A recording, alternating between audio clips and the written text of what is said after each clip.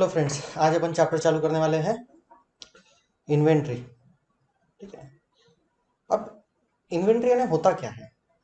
Inventory यानी होता है स्टॉक।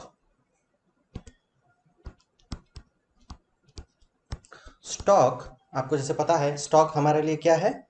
असेट है। अकाउंटिंग स्टैंडर्ड 2 ये कवर करता है वैल्यूएशन ऑफ इन्वेंट्री।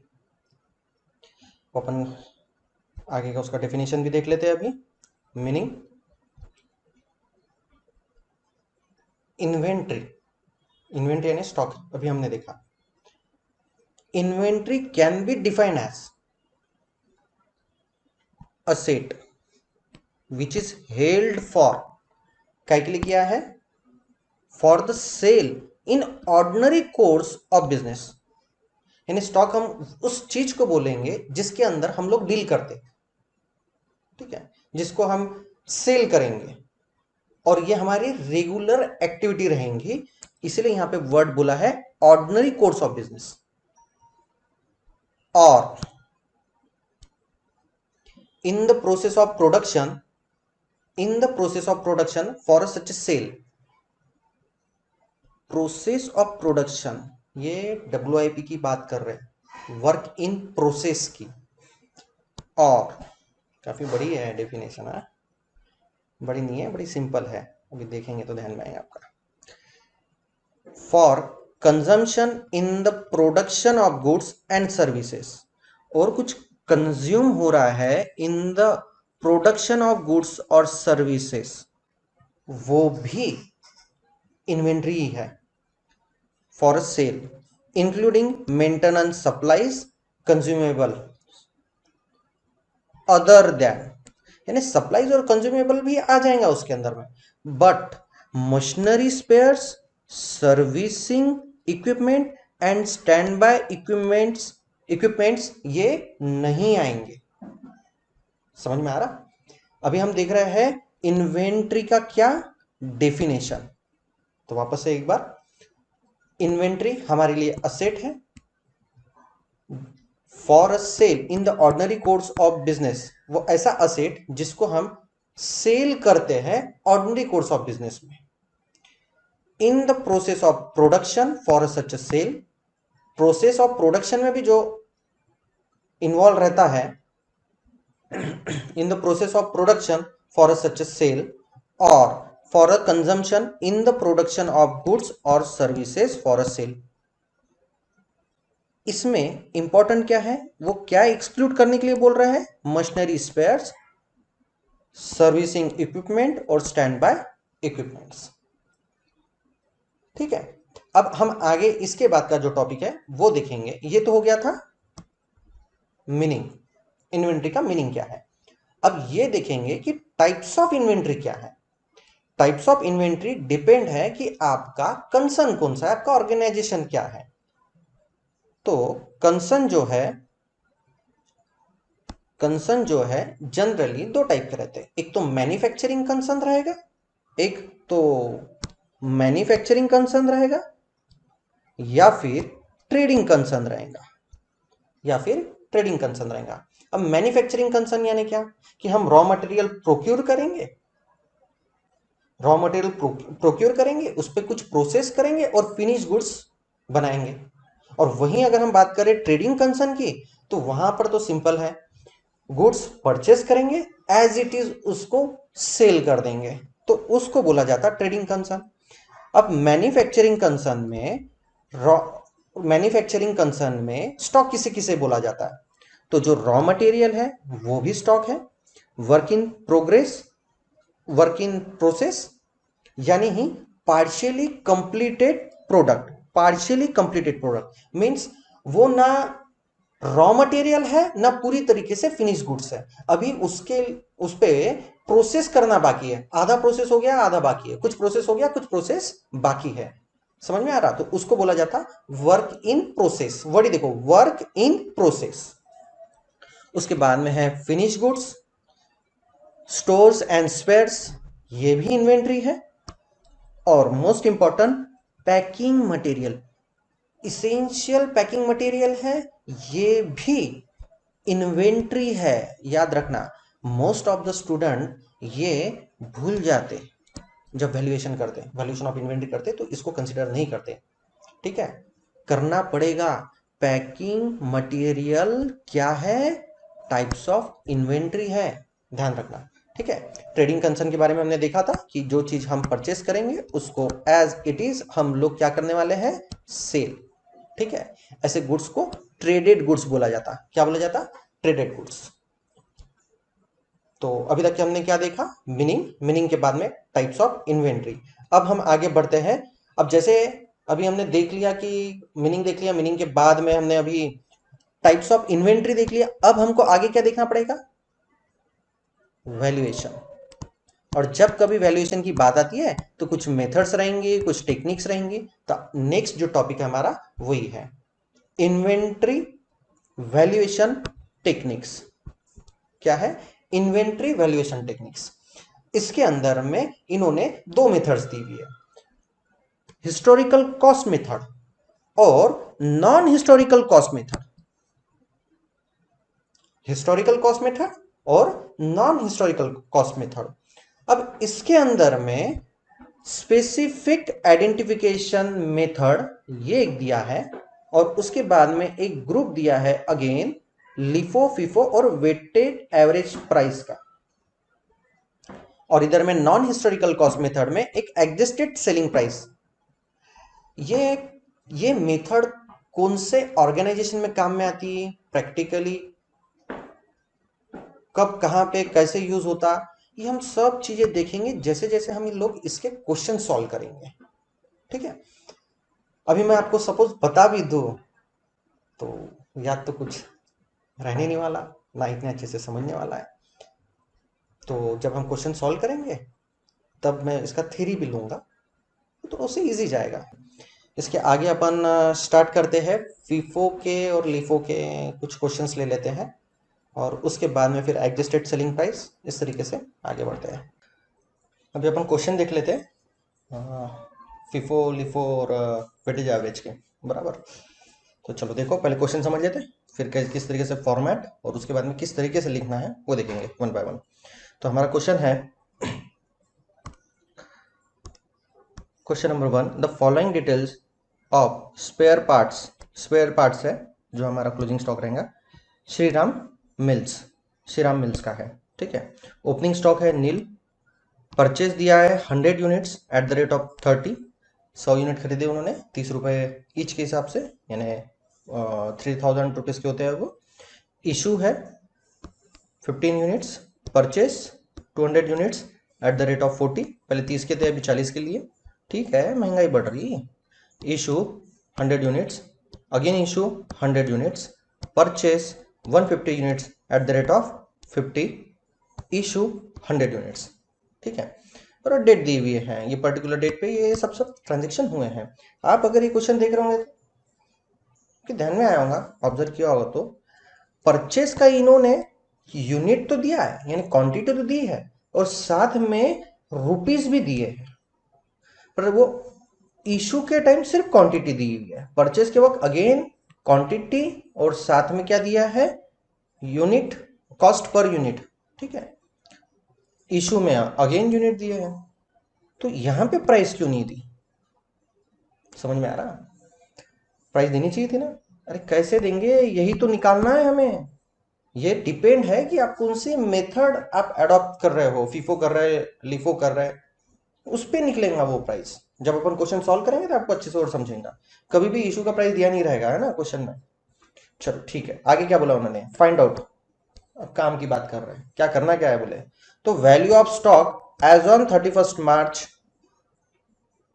आपको निकालना है, क्लोजिंग स्टॉक निकालना है। If the companies follow FIFO, LIFO या वेटेज, यानी एक तीर में 3 निशाने कर दिए।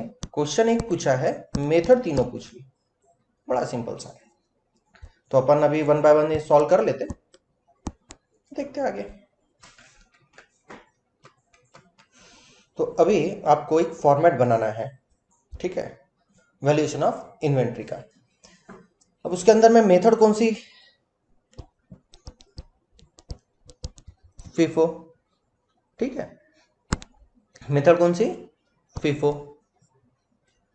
उसके बाद में कॉलम बनाना है, डेट, रिसिप्ट, इशू और बैलेंस। डेट में सिर्फ डेट लिखना है, रिसिप्ट में 3 कॉलम और बनेंगे, क्वांटिटी, रेट, अमाउंट, इशू में अगेन वैसे ही क्वांटिटी, रेट, अमाउंट, और बैलेंस में भी क्वांटिटी, रेट, अमाउंट, ठीक है। इस तरीके से आपको बनाना है। हो सके तो ये जॉइंट पेज में बनाएंगे रजिस्टर के,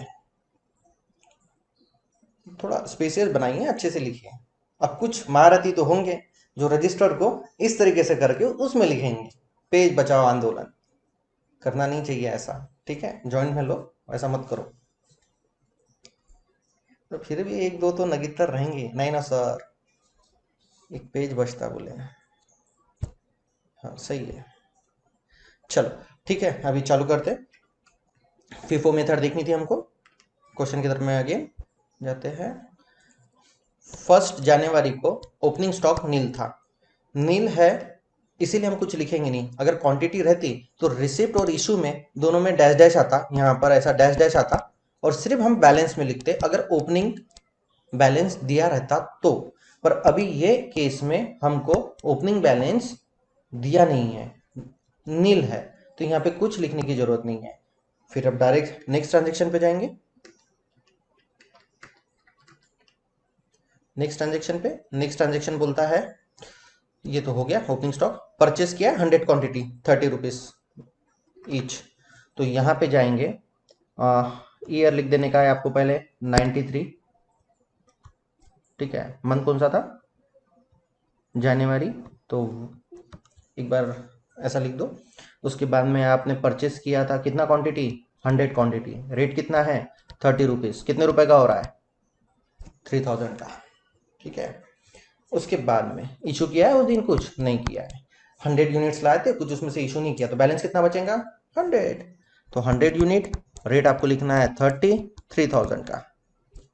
उसके बाद में नेक्स्ट ट्रांजेक्शन क्या है, नेक्स्ट ट्रांजेक्शन आप देखोगे तो वहां पे इशू लिखा है 50 यूनिट्स, कितना 15 तारीख को किया है 50 यूनिट्स, ठीक है। तो यहां पे जाएंगे 15/1, इशू बोला है तो रिसिप्ट में डैश लिखना है, यहां गलती मत करना है, इशू में लिखना है 50 क्वांटिटीज। अब रही बात रेट की, रेट तो दिया नहीं है, फिर रेट क्या लेना है, हम मेथड यूज कर रहे हैं फीफो। तो ये जो हमारे पास में क्वांटिटी 100, उसी में से हम यूटिलाइज करेंगे। वो 100 क्वांटिटी थी कितने की, 30 रुपीज ईच, तो यहाँ पे आएगा 30 और ये दोनों का मल्टीप्लीकेशन कितना आएगा 1500। यहाँ पे 100 में से 50 हमने इशू कर दिया, तो बचे कितने होंगे, अरे बोलो 50, 30 रुपीज की, तो यहाँ पे कितना आएगा 1500, ठीक है। नेक्स्ट ट्रांजेक्शन क्या है, नेक्स्ट ट्रांजेक्शन बोल रहा है वो कि परचेस है, ठीक है, 200 यूनिट्स 40 ईच, 1 फेब की बात कर रहे हैं, ठीक है। तो यहाँ आएगा 1 फेब 200 यूनिट, है ना, 200 यूनिट परचेस किए थे हमने, 200 यूनिट्स कितने के 40 ईच के। तो अभी जाएंगे वहां पे 200 यूनिट्स 40 ईच, यहाँ पे अमाउंट आएगा आपका 8000, इशू उस दिन कुछ किया नहीं है तो डैश। अब लिखना कैसे है, ठीक है, ये काम की चीज है। फीफो मेथड है, यानी फर्स्ट जो आया था वो फर्स्ट आउट होना चाहिए, FIFO first in first out, है ना, इसीलिए उसको फीफो बोला जाता है। तो फर्स्ट इन पहले कौन सा आया था, ये 50 क्वांटिटी आई थी या ये 200 आई थी, पहले इन कौन सी आई थी, ये ना जो रिमेनिंग 100 आई थी उसमें से 50 हमने इशू कर दिए थे, 50 बचे थे, तो पहले ये 50 आए कि ये आया 250 ना, इसीलिए फीफो मेथड है, इसीलिए पहले ये जो पहले आया उसको लिख दो 50, 30 रुपीज वाले 1500। उसके बाद ये आए आपके पास, ये आया आपके पास, वो लिखना है उसके नीचे। यहाँ पे सीक्वेंस बड़ा इंपॉर्टेंट है, ठीक है, तो ध्यान रखना, भूलना मत, ठीक।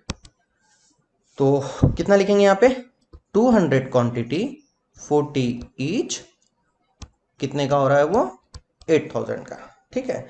उसके बाद में इसकी टोटल करना, टोटल नहीं भी की तो भी चलता है, फिर भी हम करेंगे, आगे मैं बताऊंगा क्यों।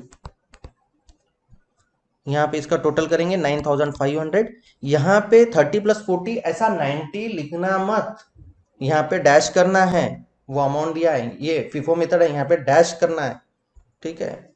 चलो नेक्स्ट दिया है उन्होंने 15 फेब की बात है, इशू किया 100 यूनिट्स 15 फेब, तो यहां पे जाएंगे 15 फेब इशू किया है 100 यूनिट्स।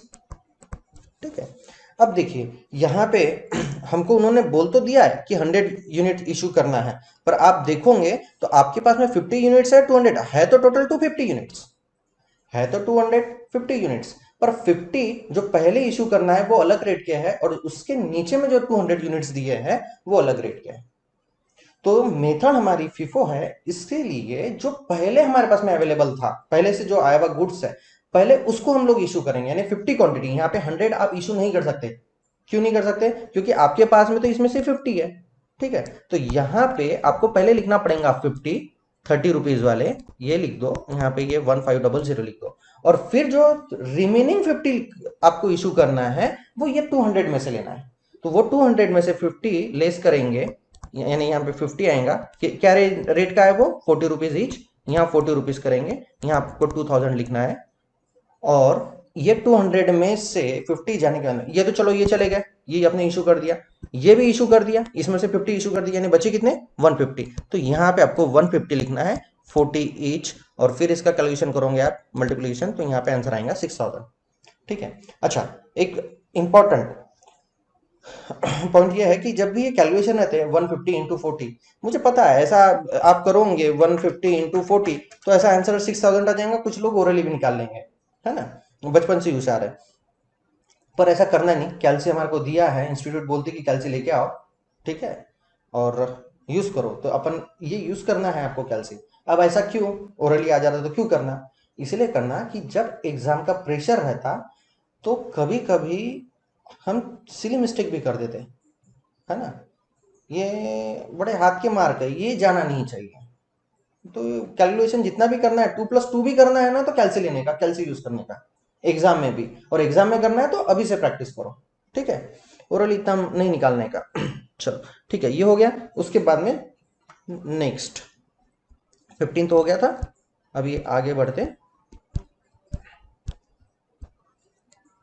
15 हो गया, 20 अगेन इशू बोला है उन्होंने 100 यूनिट्स, तो यहां पे आने का 20 डेट दी थी, इशू बोला है 100 यूनिट्स, ये 150 बचे थे 40 रुपीज वाले, यहाँ पे 40 करेंगे, यहाँ पे 4000 आपको लिखना है, फिर बचे कितने?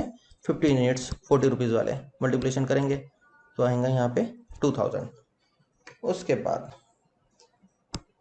मार्च की बात है, परचेस किए 150 units at the rate of 50, तो फर्स्ट मार्च को आएंगे, वहां पे हमने यूनिट्स परचेस किए हैं कितने?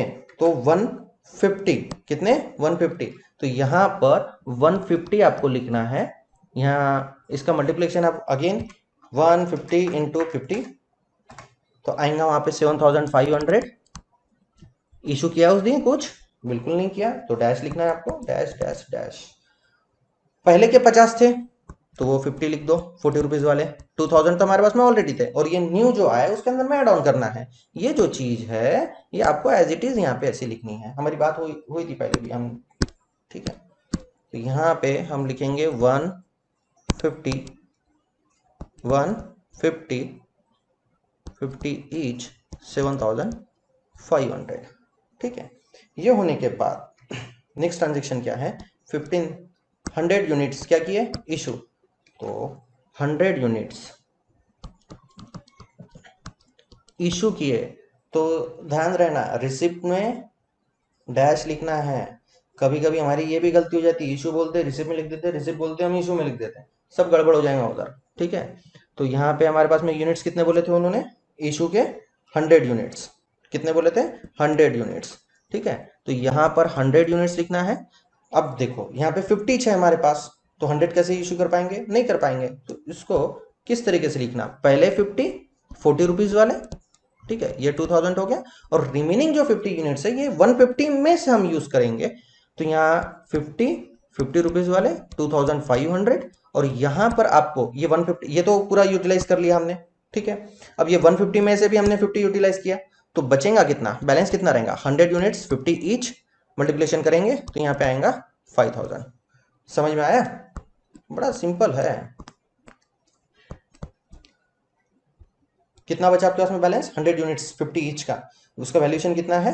5000। अब आगे उन्होंने कोई भी ट्रांजेक्शन दिया नहीं है, यहाँ पे सब खत्म हो गया और उन्होंने बोला 31 मार्च का आपका क्लोजिंग स्टॉक निकालना है। ये 15 तक के हो चुका, इसके बाद में कोई ट्रांजेक्शन दिया ही नहीं। 16 तारीख आएंगी, 17, 18, 20, 25 और 30, इस तरीके से ईयर एंड हो जाएगा 31 को। तो आपके पास में बैलेंस कितना रहेगा इतना, 100 क्वांटिटी 50 ईच का और 5000 उसका वैल्यू रहेगा। अब आगे उन्होंने कोई भी ट्रांजेक्शन दिया नहीं है, यहाँ पे सब खत्म हो गया और उन्होंने बोला 31 मार्च का आपका क्लोजिंग स्टॉक निकालना है। ये 15 तक के हो चुका, इसके बाद में कोई ट्रांजेक्शन दिया ही नहीं। 16 तारीख आएंगी, 17, 18, 20, 25 और 30, इस तरीके से ईयर एंड हो जाएगा 31 को। तो आपके पास में बैलेंस कितना रहेगा इतना, 100 क्वांटिटी 50 ईच का और 5000 उसका वैल्यू रहेगा। तो लास्ट में आपको लिखना है क्लोजिंग स्टॉक एज ऑन 31 मार्च 1993, ठीक है, इतना करना, इक्वल का साइन देना, 5000 और ब्रैकेट में लिख देना 100 यूनिट्स, ठीक है। कितना लिखना है? 100 यूनिट्स, इतना लिख देने का, ठीक है। जम जाएगा, बड़ा सिंपल सा है। चलो एक बार सब अभी लिख लो।